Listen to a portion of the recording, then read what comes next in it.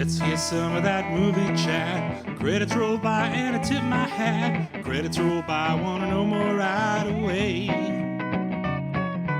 Let's have some of that movie chat. Credits roll by, tell me who did that. Life in the credits is where I wanna play. Welcome to Life in the Credits. This is a show where we learn about entertainment by chatting with people who work in the industry. I'm Susan. And I'm Ben. And today we're discussing the film Minding the Gap. And joining us today are special guests, Andrea Lytle Peet and Brian Beckman. So welcome, Andrea and Brian. Thank you for joining us. Hello. Hello. Hi. Thanks for joining us today. So we have two folks on the podcast today. Brian, we'll start with you. Can you tell us a little bit about what you do in the entertainment world? Yeah, I run a film company with my wife, Miriam.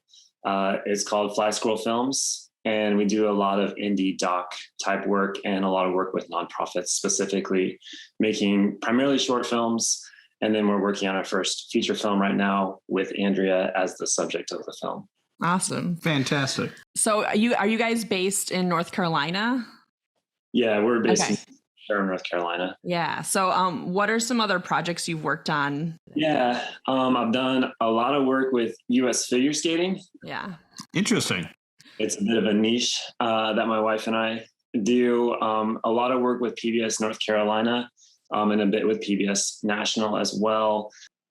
Miriam works quite a bit with ESPN, doing live sports and sports doc type work. And then I do a lot of work for my nonprofit that I run, doing mini docs for the nonprofit as well. Very cool. Excellent. And now, Andrea, you are actually the subject of this documentary. So can you tell us just a little bit about your backstory and what the film is about? Sure. So I was diagnosed with ALS in 2014, and I ALS has a 2 to 5 year life expectancy, and so now I've been around for 8 years, and I just became the first person with ALS to do a marathon in all 50 states. That's amazing. Congratulations. Yeah, that's really incredible. And you just finished the last marathon this year, right? The 50th? Yeah. Earlier this year? Yeah. So what is that like? And either one of you can answer this. Filming a marathon, I mean, everything's in motion, right? What is that like? I mean, as the subject, was it like knowing the cameras are around you? As the filmmaker, what's that like trying to keep up and making sure you get the shots you need when you really can't do a second take, right? I mean, you can't make Andrea do 2 marathons in every state. Well, yeah, and I think Andrea can answer a little bit as well about we were not at all 50 marathons. Okay.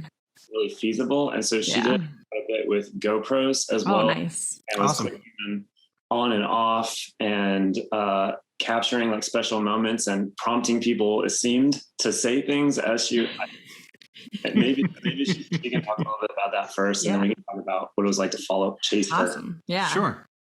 I am not a film maker.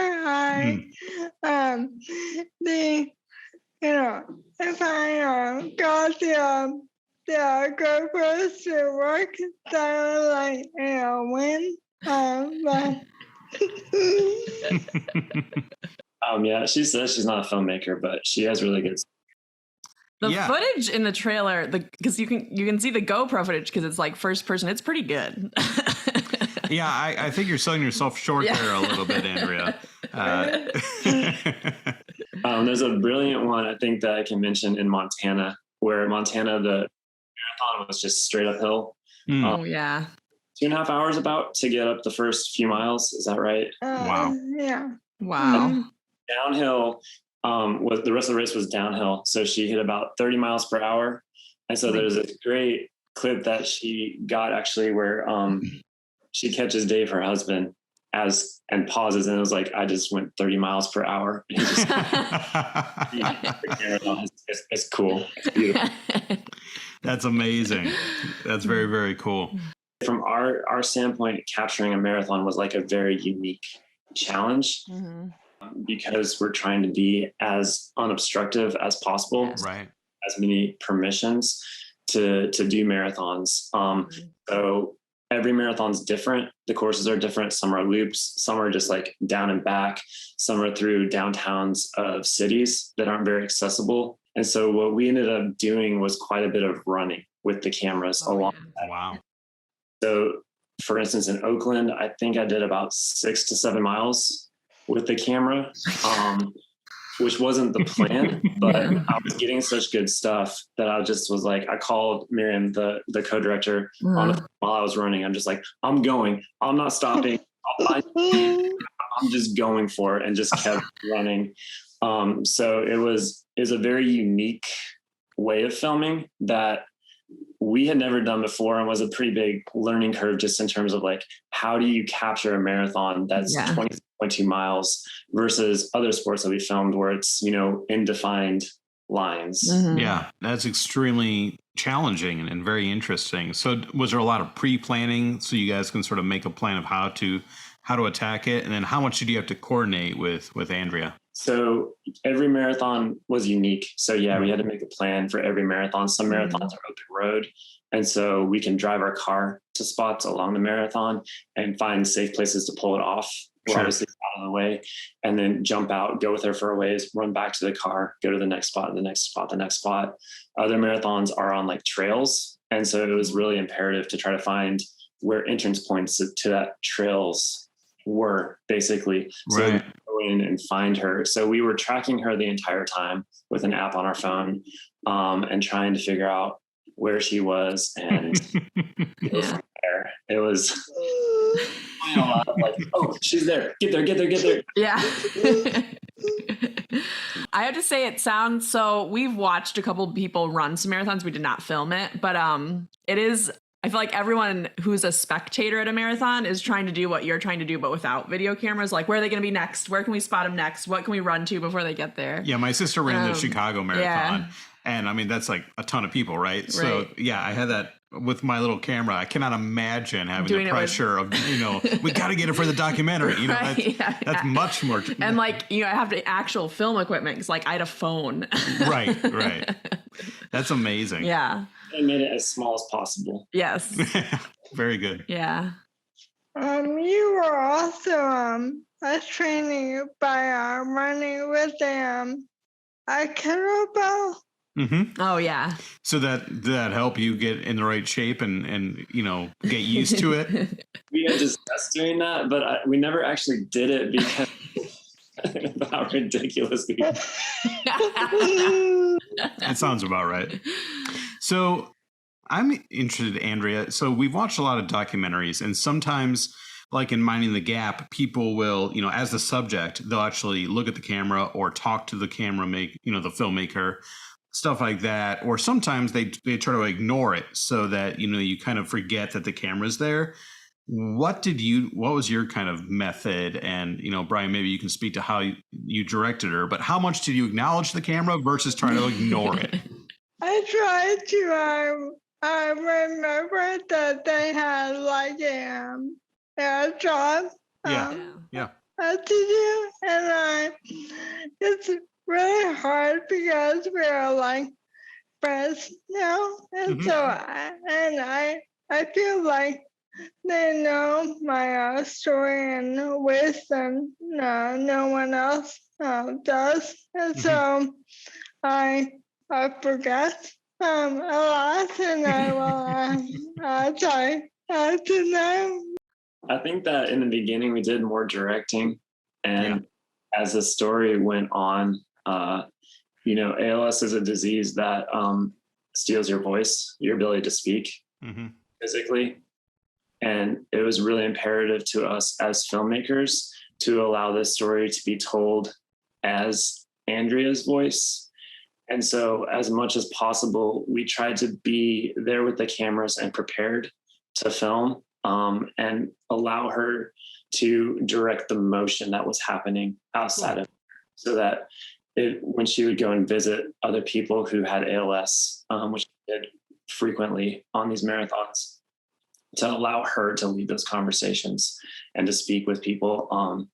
And when she's like revisiting like DC, where her and Dave lived before the diagnosis, to allow that to kind of organically happen as much as possible. That's amazing. Plus, I mean, you get such authentic, you capture those authentic moments, right? If you're not trying to over direct or anything, you just want to make sure you can get what you can get. Cool. Yeah. So how did this project come about? How did you and Miriam and Andrea and Brian, how did you all connect? I wasn't in the initial meeting of parties. So Miriam was working on a show for PBS North Carolina called Chasing Frames. It was with a photographer named Tamara Lackey, who's a Nikon ambassador in the area. And she was doing a show on how to photograph different things. So it was like things from like bees to Andrea. Yeah, one of the episodes was on Andrea, because when Andrea was initially diagnosed with ALS, she decided, and correct me if I make any mistakes, Andrea, she decided that she wanted to do one last race. Racing had been a big part of her life, especially triathlons. And so she went to do one last race called Ramblin' Rose, which was put on by Steve and Tamara. So Tamara Lackey was one of the people that put it on. And what ended up happening was Andrea went through it really slowly with her hiking poles, and was the last person on the course by several hours. And it was announced throughout all the people that were there that, hey, there's one person who's left on this course and she has ALS. This is like her last race. And so they waited for her. Like everyone hung around. They had a giant dance party and waited for her. And as she came in, everyone just starts cheering and going crazy. And that's it. Correct me again, Andrea, but that's when you decided, I'm not done racing. I realized that I could inspire people with my journey. Mm-hmm. Yeah, I mean, we have only seen the trailer of your film so far, and it was already very moving and inspiring. So I think you've already accomplished a lot so far. So right now you guys are currently, you said you've wrapped principal photography. So most of the filming is done. You say you have a little bit sort of pickups left to do, but now you're in the post phase of the project. Is that correct? That's correct. In other words, for those of you people listening who don't know, that means you're in the editing phase. So my question then becomes, how do you decide what makes it into the film? You must have a ton of footage. Yeah. People ask us a lot how many hours, and we have no idea of footage. It's a lot. It's over 3 years of filming for this project. It was initially, I think, an 8-month of filming, 1 year of filming that turned into over 3 years. And so we have 2 assistant editors working for us right now who are sitting in with all the footage and watching through all of it. Mm-hmm. We have our ideas of what we got because we were in those moments, but then we are also having people go through and watch it all to pull their selects, basically. So like much longer scenes than will make the movie of everything that they like in that scene. And then we go through and cut it down even more. We honestly, we've looked at it and we've been like, oh, this would be a great 4 or 5 hour docu-series. And it's like, no, we're making this into a 90 to 120 minute film. And so it's really difficult because so much beautiful conversations happened about what it means to live, and going through and selecting not the best ones per se, but the ones that tell the narrative the strongest is a really hard task to do. That's what we're in the process of right now. And we just want it's to be able to sit in a lot of these conversations is just so powerful. So finding out how to allow people also to sit in these conversations, and ALS is a disease that slows things down. And so how do we mirror that in the film in a way that invites people into this story? Yeah. And just from watching the trailer, Andrea, seeing you interact with other people, and I don't know if they heard about your story and then contacted you or if you reached out to different people in the ALS community, but you do such a good job bringing other people in it and making the story so big and so meaningful. It's really inspiring to watch.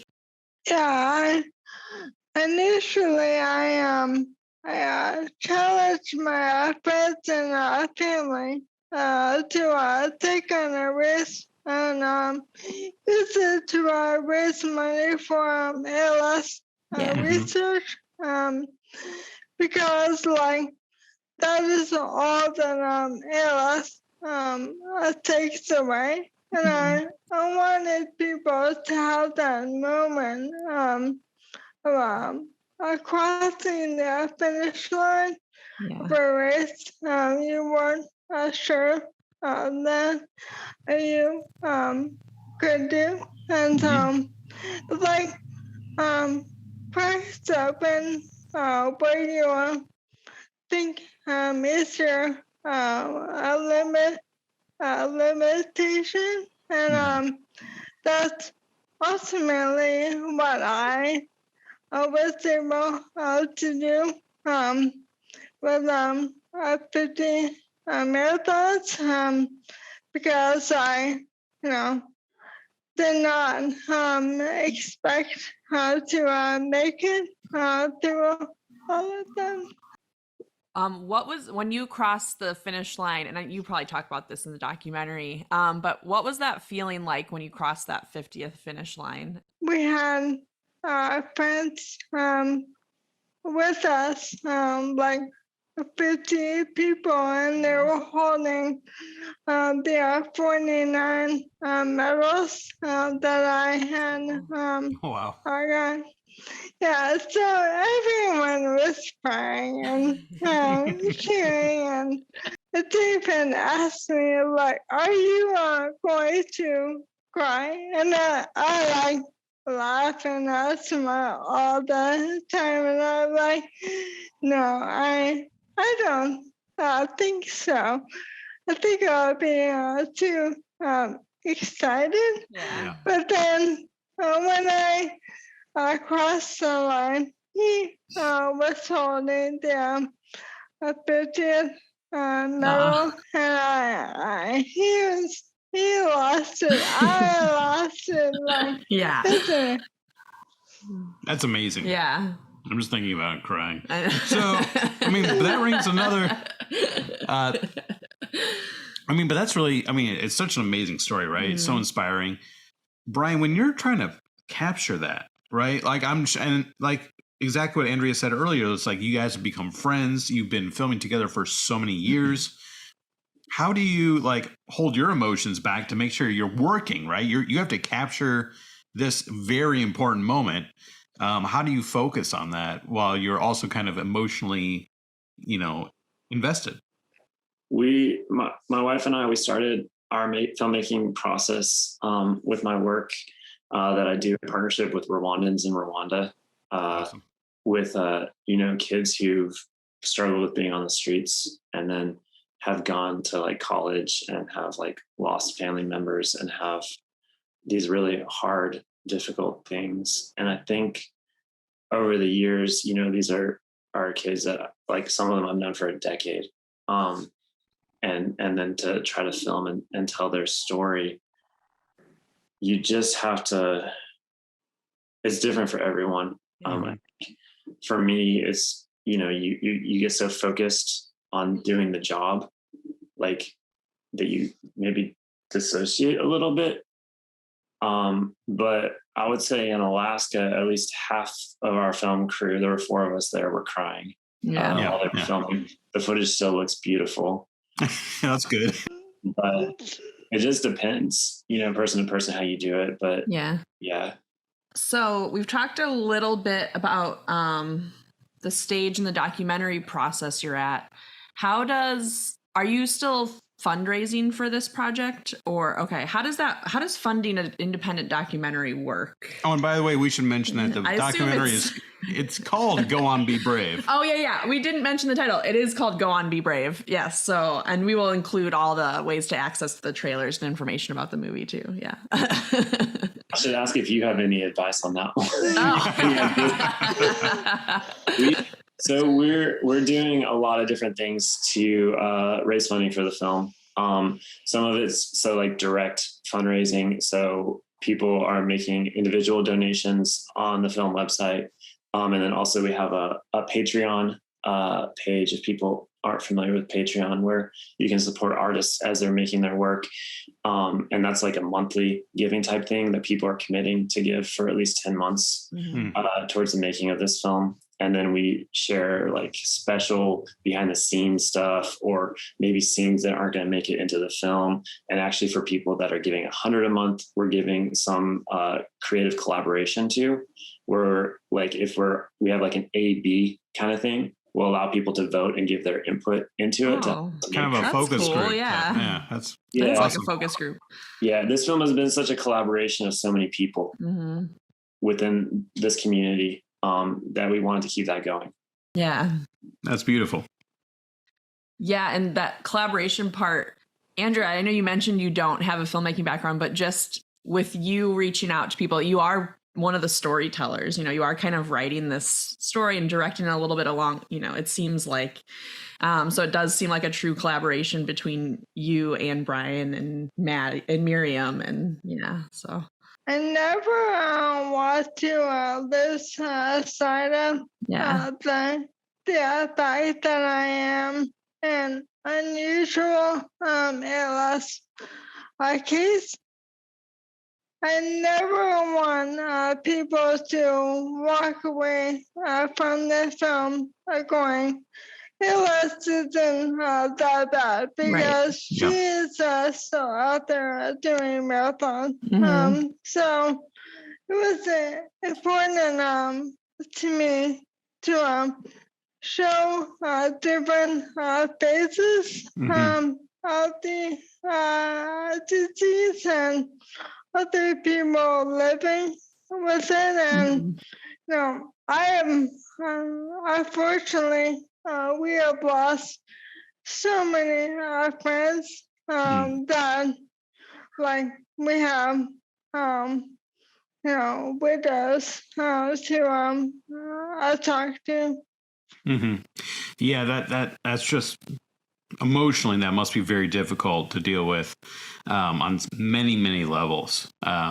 But it's wonderful that you're highlighting the story and giving people full understanding of the disease, and but also it's not just about the negative, right? It's about celebrating life and trying to be inspiring and bring attention so that we can get more research done and hopefully a treatment for it. So yeah, it's just incredible. So what is the timeline for the project? When are you guys hoping to launch the full film? So we are trying to do a very, very accelerated edit with a rough draft done by end of September. Oh, wow. And have a film ready by January. The reason being, we want Andrea to be able to travel with the doc. We want her to be able to go places and speak. We don't, you just never know with this disease. And so we are working to get it out as fast as possible. We're pretty much putting a pause on all of our other projects as filmmakers, and just really dedicated to getting this thing done as quickly as possible. Fantastic. So how does distribution work? So that's kind of like the next step, right? So, I mean, am I correct in saying this was an independent film, or did you guys already have a deal in place? This is completely indie. Okay, that's what I thought. It was initially supposed to actually be a short doc. Oh, okay. Because we just didn't know, I don't know if any of us when we started, Andrea can answer this. Did you think that you would make it to the end of this, like the goal this way? No, I thought it would be like, bittersweet film about not being able to about going for it anyway, even though you probably won't make it. Yeah, so the film was supposed to go up through Alaska, which was Marathon 22. We're going to release a short doc, get it out as quick as possible, get it into as many film festivals as possible, create a following, and then hopefully over time, people could follow along as she got to 50. I think 50 of that goal was to do it in Massachusetts, I believe. Boston. Yeah, the Boston Marathon was the hope. And then COVID happened and everything just shut down. Oh, yeah. Marathon shut down for, I think, 6, 7, maybe 8 months, maybe even. And so 8 months when you're on a 2 to 5 year, diagnosis, that's a significant, it's a very long time.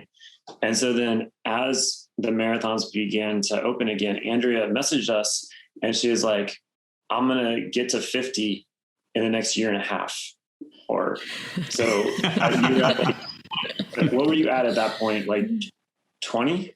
Probably, yeah. I finished 25 and at the end of 2020. Yeah. Yeah. So somewhere in the early 20s. And so she was like, in the next year and a half, I'm going to do 28, 29 marathons. And we were like, well, if you're going to do that in the next year and a half, we're going to film it. And this is a future doc. Yeah. And so that's it. That wasn't actually the plan to make a feature doc initially. It was maybe we would turn it into a feature doc. Yeah. But we need to get this story out now. Yeah. And so, so the next step for us is to get it into film festivals. That's the direction we're going to go first. After film festivals, I think that there's a plan with Team Drea that they want to do screenings where Andrea can go and speak specifically in locations where she did marathons or that were like central to the film, or there's a significant connection to the ALS community there. That's excellent. I understand, Brian, you co-directed this with your wife, Miriam. Yeah. How did that process work, having two directors on one documentary? How do you split up the responsibilities and collaborate? And stay married. Yeah, that's a key part of it. I mean, I know what it's like to be married to someone you work a partner. But how did you guys manage it? We were a little inspired by Free Solo's set up in that way, where there's Jimmy Chin, and then there's Chai as well. So like one person is more like the director of photography, and then one person is a little bit more doing like narrative overarching structure.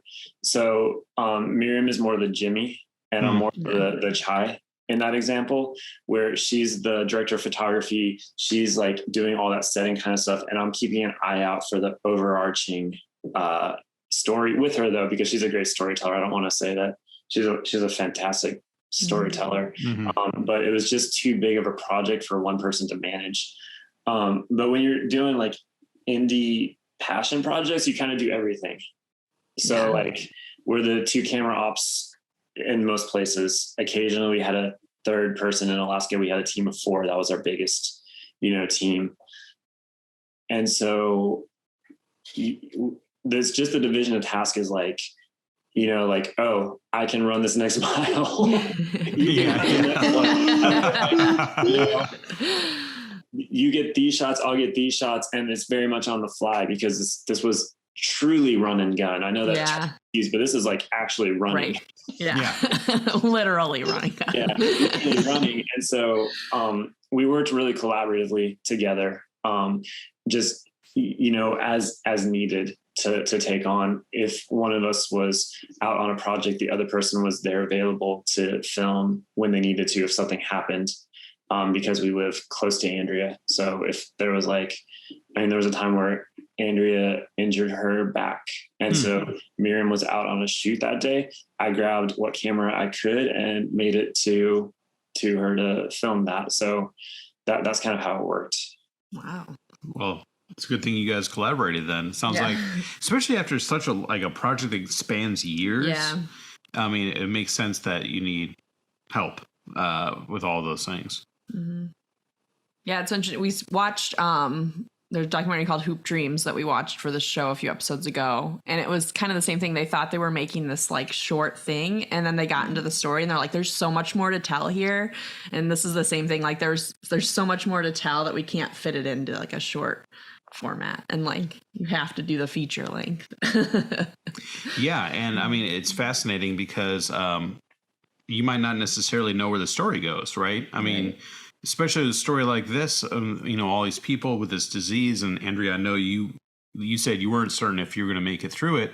So, I mean, the story kind of naturally evolves, and now you have to sort of package it. And, it's interesting because, of course, this story's not over, but the movie has to end, right?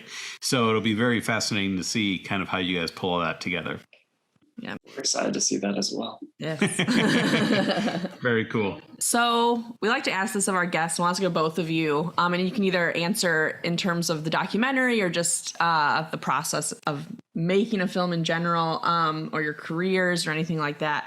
Have you had any moments that, and there are probably a bunch of them, that are just unbelievable moments where you're like, I just can't believe this is my job right now, or like what I'm making right now. This is the project I'm on. Just a favorite moment. Yeah, favorite moment. There's probably more than one. You go first. I wanted you to go first so I could think about it. And like, you can take a moment. Yeah. It's hard for me to isolate one moment because everyone who is in the film is someone that I love so deeply.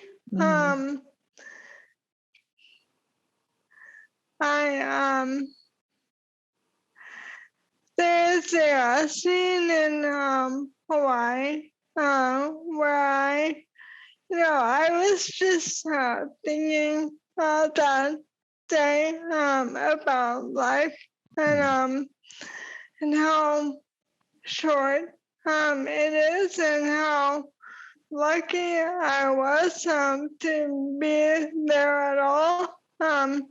So I asked Brian and Miriam if we can go on to the stand and just like talk about it, and it was very emotional for me because I am like talked about the circle of life, and how one day I would be part of that, and then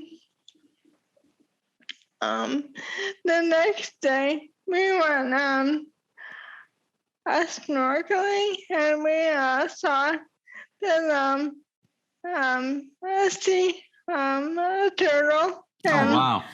And they put that together with my statement that life is so temporary, but it's so continuous, and just love that. Yeah. Excellent. Yeah, that sounds like a really beautiful mesh of footage and dialogue. Yeah. that was the one I was going to go to, actually. Oh, well, that's great. That was such a special moment because we had wrapped filming for the day. Yeah. We were planning on filming, and we just happened to have a camera that we were carrying because we didn't want to leave the camera in the car, like parked somewhere. And so we had a camera between the two of us. And Andrea was like, I want to like go out to the beach. Can you? And so we were like, okay, like, yeah, let's carry the camera, like completely unplanned, spontaneous. And it's this moment as the sun is setting, and she just, I think to me, that was the first time where you really opened up beyond what you had said in interviews or on other things where you had, because you had done other media and you had kind of a story that you told people, like that everyone, when the more media you do, the more your story gets like you hit the moment. And this was very much not a hitting the moment, like this is like, I just want to talk about my philosophy. in life. And she's talking about at one point, like when she was a kid growing up and going onto the beach, and how deeply that like was a part of your life. And in her sunglasses, it's not in the trailer, but in her sunglasses, you can actually see a kid playing on the beach in her sunglasses. And the way that it was like filmed wasn't like, you set shots, and this wasn't one of those, this was just one of those where it just happened and just so organically. And those moments were just really, really special. Yeah. Like the ending, which in Alaska was unreal, like in the opposite way, where it was just so big. It felt so intimate and so big at the same time. Was a special moment. But that beach was when the film came to life, I think. Yeah. And kind of created the thesis for this film, which we put into our trailer, which is, she said, life is so temporary, but it always continues. Yeah. And then what does that mean? And that was, that's when the film really came to life. Thank you to Brian and Miriam, because like it is such a passion project for them. Like there's no way we could have done this. No one else would have stuck through the ways that they have. And so I am so excited to see how it comes out. Like when I was watching the trailer for the first time, I was like, I feel like I didn't have anything to do with this film. Like I could not. It was so like technically like stunning.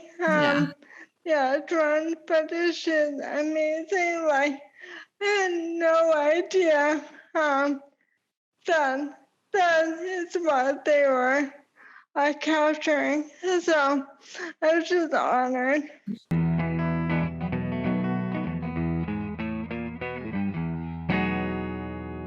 So let's get to our featured film. Today we're discussing the 2018 documentary Minding the Gap. It was directed by Bing Liu, and it stars Bing Liu, Kier Johnson, and Zach Mulligan.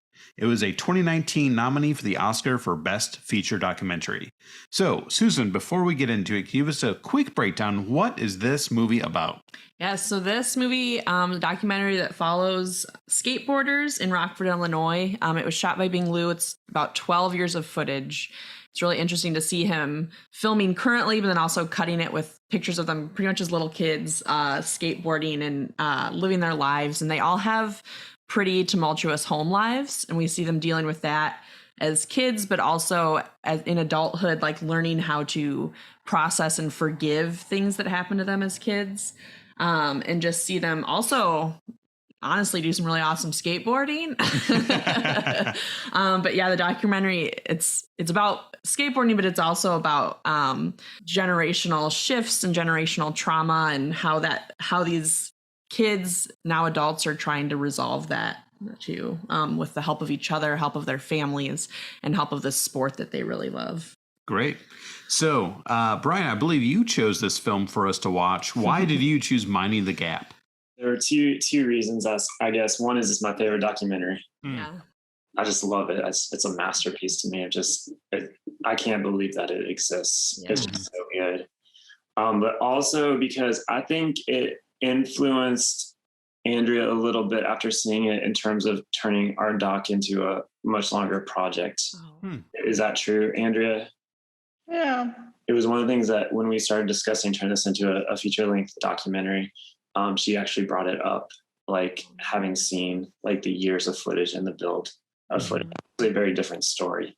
But that it was that idea of us being able to capture over several years and then piece that together in a narrative, as opposed to what was a much more singular journey initially. It became much more about community. It became much more about time. Yeah, it is fascinating, especially, I mean, these kids are filming themselves, right? And at first, I'm sure it just started off like, hey, let's film ourselves doing some cool tricks, right? And then it really evolved into more of the story of these three guys and, you know, their relationships and their families and all that kind of stuff. And this is a brutally honest film where it's like at first you think these three guys are just screwing around having a good time, and then it becomes very, very serious as they talk about their home lives and what they've gone through, and very personal relationships that are on film that are very open. And it's fascinating because the film does a good job of juxtaposing people, like, you know, society kind of looking down on skateboarding versus, you know, what have these guys gone through and how has it changed. They do such a good job with amazing footage of you know, them talking about their lives and, you know, hearing stories from different perspectives and how that changes the story and stuff like that. Mm-hmm. Yeah, and you guys talked a little bit about becoming friends in this documentary process on your project, and these kids started out as friends, and I feel like that led to a level where they could be really honest with each other, and they could ask each other those hard questions about, you know, things like domestic abuse and, you know, the racism Kier had to face through the skateboarding world and just in his own community. And, you know, the Zach's girlfriend could be very honest with Bing because she knew him. She could be honest with him about the relationship she had with Zach. So that was really interesting. I think that closeness really took the documentary up a level where they could really dig into these issues. And I think just having a camera around for 12 years, it's really kind of natural feel versus, like, you know, great stories can be made quickly, but like people act different when a camera comes out. Oh, sure. Mm-hmm. But then as you get accustomed to it, people become more and more themselves. Yeah. And you can really see that, I think, in this film, that everyone is who they, you know, they're just natural. Right. Everything's natural. It almost feels like a narrative film, like an indie kind of narrative film, but it's a documentary. Yeah. Absolutely. I love some of the shots, you know, obviously, you know, when they're kids that are just screwing around, and the footage is just obviously kids screwing around, but the shots, you know, that were filmed later on when they're more adults, and you can actually see sometimes when there's a sun shadow or something that they have the camera on a skateboard following the other guys, and they're zooming in on the streets and through the sidewalks and through the different parking areas and all that kind of stuff. It's amazing footage, and it's beautifully shot, and the interviews are amazing, and you really do feel like you're sitting next to them having a real conversation. It's just incredible what they were able to capture. Mm-hmm. For me, I was Sydney, a planner before cool. So seeing the city Rockford as like another a character, and how Yes. changes over time, and you see them leaving and are coming back, and like all of the things that they face. Yeah, that's a really good point. As you know, the city changes, and it changes them and how they perceive it, and they like living there or coming back. That's a good point. And they do cut in like how the job market in Rockford changes. They cut in the violent crime statistics. Mm-hmm. So yeah, you're right. It's like a whole nother character that's the undercurrent to all these kids' lives. Yeah. Absolutely. Did anyone have a favorite scene in the film?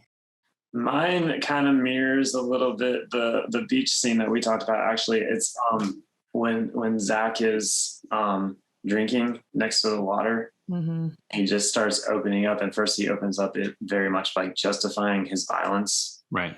I guess I'm spoilers, but like, and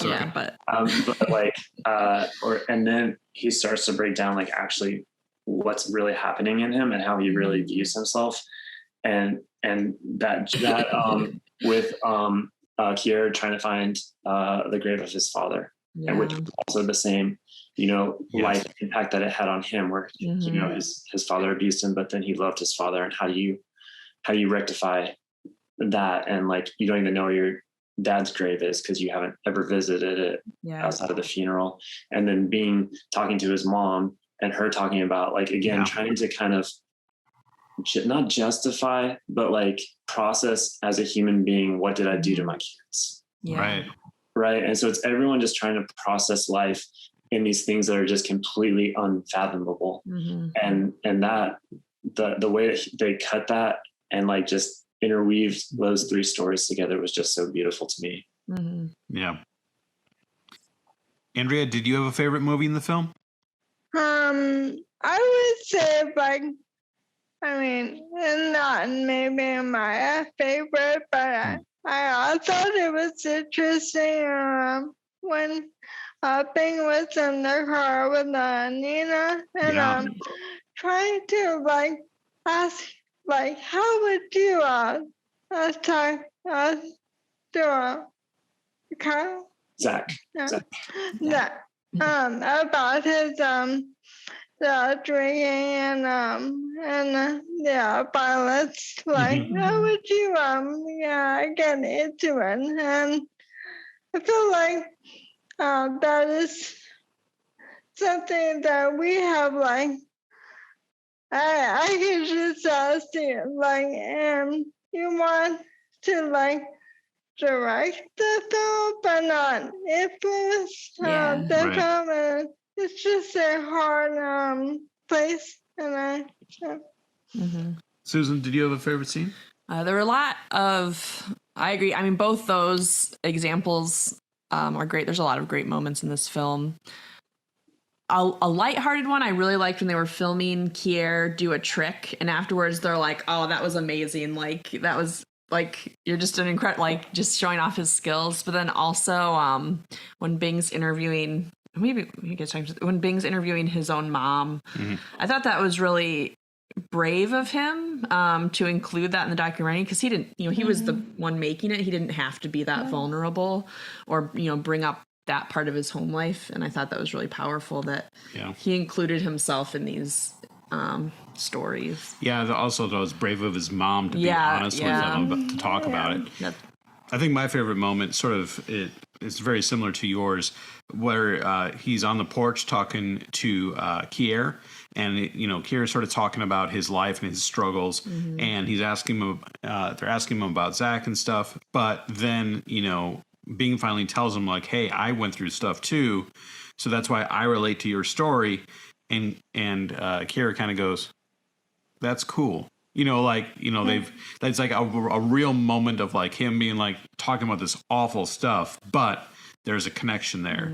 And I thought that was a really beautiful moment, even though they're talking about horrible stuff. But they still found the similarities between them, which is really nice. Yeah. I have a question about the film for do you because we talk a lot about this with our film, dealing with really heavy things, but also making something hopeful. Yeah. Did you find Minding the Gap to be a hopeful film?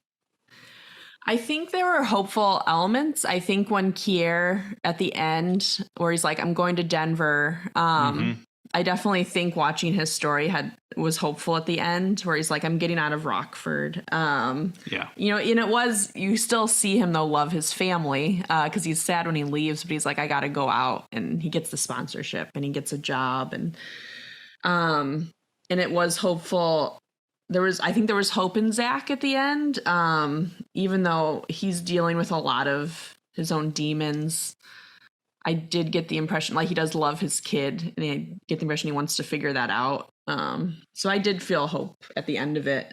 And then I think Bing, showing that he's making this film and turning all this stuff he's experienced that's negative and turning it into a project where he can not only process it, but kind of show it to the world, I think also was a hopeful element. Sharing stories, I think, just like what you guys are doing, making people feel less alone in things they're experiencing, and then also seeing like, hey, these kids, they're adults now, but they're figuring it out and they're processing it, and it has an inspiration to it. Yeah, that's a really good question, Brian. I mean, personally, I don't like stories that are only sad or that are only suffering and only dark. I personally, when I watch a story, I need there to be more than that. I need there to be something that either people learn or that they are coming out of it, some element of hope or joy or something, for it to be meaningful to me. And I definitely feel like this story had that. They're struggling with the effects of how they were raised, or their family lives. Like the moment where Kira's brother steals his hard-earned money from him is just heartbreaking.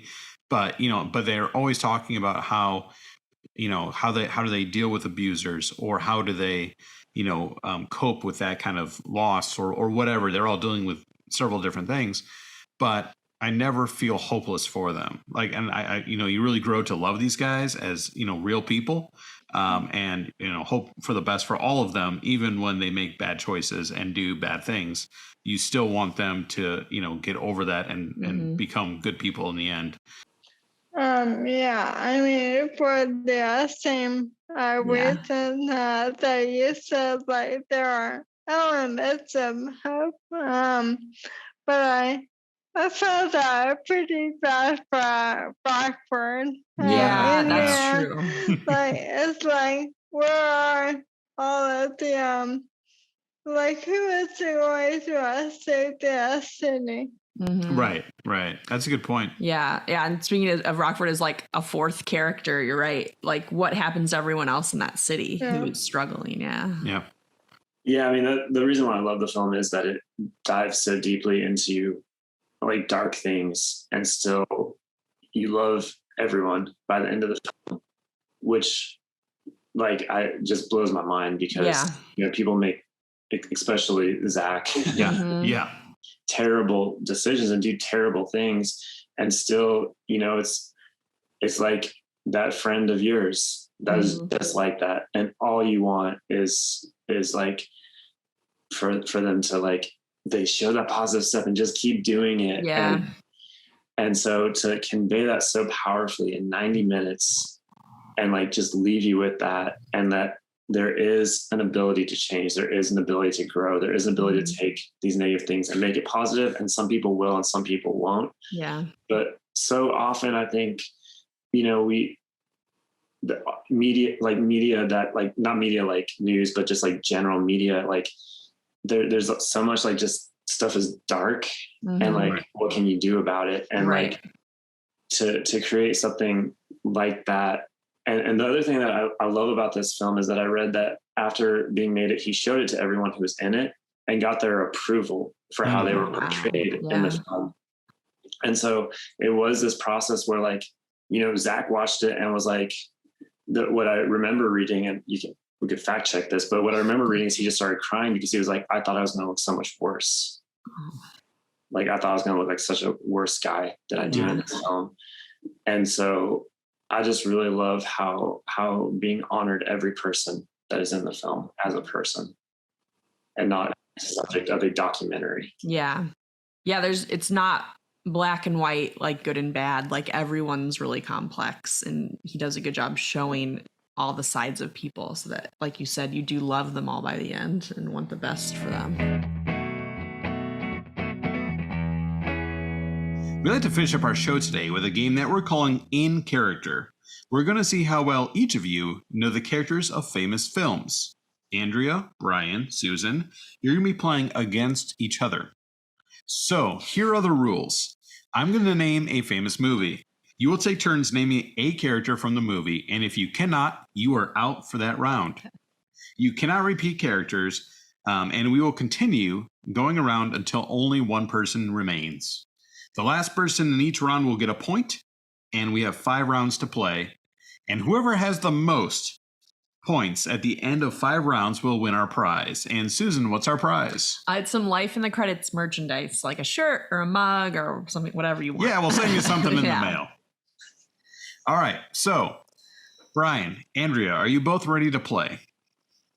Absolutely. Let's do it. All right. So, Andrea, we're going to start with you. Okay. So, the first movie that you guys are naming characters from is A Wizard of Oz. Dorothy. Dorothy, very good. Brian? Toto. Susan? Tin Man. Tin Man, correct. Andrea? The Lion. Yes, the Cowardly Lion. Wicked Witch. Very good. The Great and Powerful Oz. Yes. Yeah, Nice Witch. Glenda. Yeah, Glenda. Very good. Brian? Scarecrow. Scarecrow, yes. Susan. We're getting harder now. The Flying Monkey? Yes. To be clear, I am using IMDb as like the list of characters. Okay. And so, yes, flying monkeys counts. Okay. Back to you, Andrea. A tornado. A tornado, I'm sorry. Does that not count? That is not a character on IMDb, though that is a very good guess. I would count it. It got the whole story started. Not technically a character. Okay. All right, Brian. It's not down to you and Susan. Well, I was going to go with the Ruby Shoes, but I guess that's not a character either. Not a character. I'm out. All right, Susan, you have 1 point. Very good. I could not think of any more after Flying You guys Monkeys. named a lot of characters. That was very good. Yeah. All right, your next film, and this time, Brian, we're going to start with you. Okay. So, your next film is Star Wars: A New Hope. So that is the 1990s or 1977 film. Only that film. Can you name the characters from that one? Go ahead, Brian. Luke Skywalker. Luke Skywalker is correct. Princess Leia. Yes. Andrea? Darth Vader. Darth Vader, very good. Han Solo. Yep. C-3PO? Yes. R2-D2. Yes, very good. Chewbacca. Yes.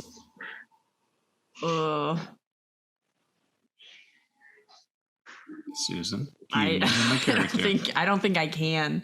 I can't start all those Star Wars Star Wars movies all like are in a clump in my head. All right. Susan is out. It's down to Andrea and Brian. Go ahead, Andrea. I'm out. All right, you're out too. Brian, that gives you a point. Well done. Oh, nice. Brian, what were you going to say? Me? Yeah, did you have one more character? Kenobi. Oh, duh. Obi-Wan would be a good choice. Oh my God. Well, Yoda. Is Yoda in that one? Yoda's not in the first movie. That would have gotten me out. Yep. Yeah. Troopers, does that count? Is it like general characters like flying monkeys, or is that not? Oh. Stormtrooper would have counted. Okay. Would be okay because there are stormtroopers listed on IMDb. Okay. All right. Now, this is movie number 3 of 5. Okay. Now, Susan, it's your turn. We're going to start with you for this one. Okay. Your film is Space Jam. Oh, Michael Jordan. Michael Jordan. Bugs Bunny. Yes, Bugs Bunny. Daffy Duck. Yes. Marvin the Martian. Correct. I'm out. All right, Andrea's out. Very good. Brian? Bugsy Bogues. Yes. Oh, nice. That's a good pull. Nice. Yeah, that is a good pull. Is Foghorn Leghorn in it? He is in it. Okay. Sean Bradley. Yeah. All right. Now Brian's pulling all the basketball players out. That means I got to pull out some deep Looney Tunes knowledge. Who else? Lola Bunny. Yes. Larry Bird. Yeah. Oh, yeah. Absolutely. Is Wayne Knight in this movie? But what's his character's name? Oh, I have to say the character's name. I have no idea what his character's name is. Do you want to guess someone else? Larry. Is his character's name Larry? Let me check. If that's no, correct, it is like not. I've It's been saying. Stan. Okay. So that means, Brian, you have a second Yeah. point. That was my first movie I bought. Was Space Jam. Oh, nice. Is it really? Yeah. That's amazing. That movie's really good. A big piece of nostalgia. Yeah, those are good pulpits, Brian. Although Yeah. I can't believe no one said Bill Murray. Oh. That's okay. We're doing great. All right. I have 2 movies left. Now, Andrea, you get to start this one. Your next film is Harry Potter and the Deathly Hallows Part 1. I'm so bad at Harry Potter. Yeah. Well, I will start off with that, Harry. Yes, very good. Ron Weasley. Yes. Dumbledore? Dumbledore is in the film, yes. Hermione. Very good. What Harry Potter did you say? Deathly Hallows Part 1. So the first half of the last book. First half of the last book is correct. Okay. Snape. He is. Yep, that's correct. Is Nagini in it, the snake? I will count Nagini because that is listed on IMDb. So Okay. yes. I don't know if she's actually in it though. Hagrid. Yes, Yeah. very good. Voldemort. Sure is. Absolutely. I've never seen this movie. Oh, you're doing a really good job. You're doing great. I have, but again, just like Star Wars, the last like 4 Harry Potters are just like a clump. Neville Longbottom in it. He is in that movie. Professor McGonagall. Yeah, absolutely. Yes. What are you even saying? It's even real words. There's that elf guy, but I forgot his name. I'm out. Oh, Elf guy. elf guy. Not elf, but What? Yeah, he was was he a house elf? Yeah. Oh, Dobby? Well, yeah, but you're not supposed to give us the answer. You can't use it now because He I didn't said it. say it. I think I'm out. All right, Andrea, you get a point. Yeah. Nice job. All right, so I have one movie left for you guys to name characters from. Here are the scores before we do that. Brian, you have 2. Andrea, you have 1. And Susan, you have 1. Okay. So we could tie this up. you could tie it up. And if we do, we go to sudden death. Brian, name a final movie and you guys go back and forth for all the points. Or Brian could steal it right now. Okay. So let's find out what happens with your last film where you have to name characters from. And this time, let's see, I think Andrea, you started that one. So Brian, you're starting this one. Your last movie is Avengers Endgame. Captain America. Yes. Black Panther. Yes. Okay. No, okay, that's all right. Brian? Iron Man. Yep. Spider-Man? Spider-Man is in it. Okay. Yep, sure is. The Hulk. Yep. Scarlet Witch? Yes. Thanos. Thanos absolutely is in it. Vision? Yes. Okay. Sure is. She's a Vision.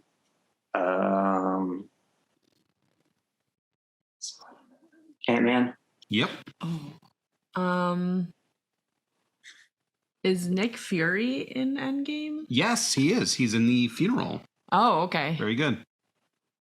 I'm blanking. No. Hawkeye. Oh, nice. very good. Captain America's girlfriend. I'm sorry, that's not a No, I character's know, name. but like, what's her name? Because she's, I think she's in it. She is in it. It's not Becky. Nope. I'm sorry. I don't know. Susan, we have to put a timer on this. Sorry, it's all right. I'm good. I've had so many wrong guesses. The answer that you're thinking of is Peggy. Peggy. I knew it was something with a And B that at the end. means Brian got his 3rd point, and he is our winner. So good job, Brian. Congratulations, Brian. We can send both of you some merchandise. Yeah, we'll send you both a t-shirt or whatever you want. Congratulations, that was fun. Yeah, and that a was fun. challenging game. Yeah, that was hard. Well, before we let you both go, is there anything you would like to plug? We would love everyone to check out the website for our film. It's goonbebravefilm.com. You can see the trailer that we just released, which I think is just wonderful. Miriam is the one that edited that all together. And you can also find out ways to sponsor the film so we can help make this as quickly as possible, because our hope really is to get this out and for Andrea to be able to go and share her story with as many people as possible. Yes. Wonderful. Awesome. Andrea, did you have anything you want to add? No, thank you. This was really fun. Yeah. Thank you guys both so much for doing the show. We really appreciate it. And it was really just cool to hear about the process of making the documentary. Yeah, this was wonderful. Thank you both. Yeah, thank you for having us. Life in the Credits is hosted and produced by me, Susan Swarner. And me, Ben Bloom.